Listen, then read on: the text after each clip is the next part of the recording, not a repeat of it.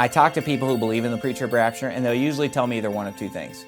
They'll either tell me that the rapture is not even mentioned in the book of Revelation, which is a pretty strange thing to say, since the book of Revelation covers in such great detail the events of the end times.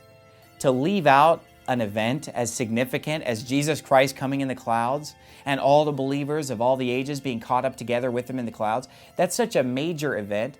To say that it's not mentioned at all in the book of Revelation, that it doesn't happen at all in the book of Revelation, is unthinkable. But because it's so ridiculous to say that the rapture is not found in the book of Revelation at all, a lot of pre-trib people have tried to search for it and find something that they could use as the rapture that's before the tribulation. And here's what I keep hearing over and over again, Revelation 4:1.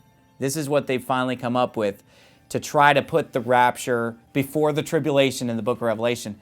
And Revelation 4:1 says, "After this I looked, and behold, a door was opened in heaven. And the first voice which I heard was as it were of a trumpet talking with me, which said, Come up hither, and I will show thee things which must be hereafter." So this is a voice like a trumpet. There's no trumpet in this verse.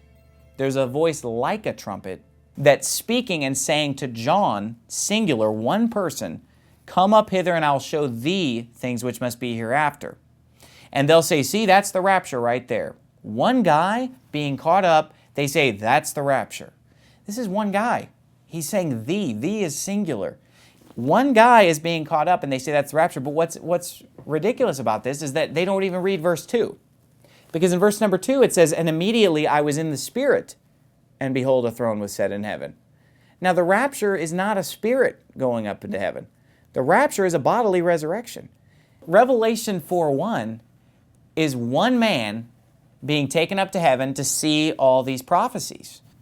But people who believe that Revelation 4:1 is talking about the rapture, they don't even read to verse 2. Because in verse 2 it says, "And immediately I was in the Spirit."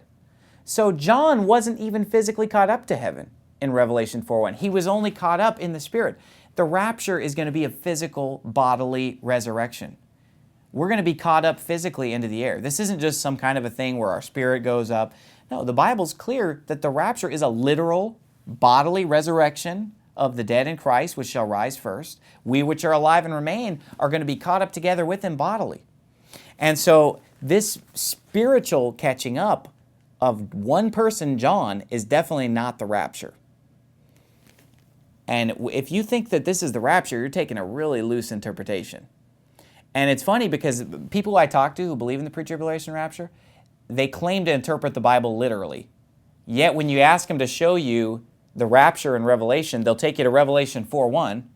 One guy being taken up to heaven, they don't even read to verse 2 when he says, "And immediately I was in the Spirit, and behold, a throne was set in heaven." He didn't even physically go up.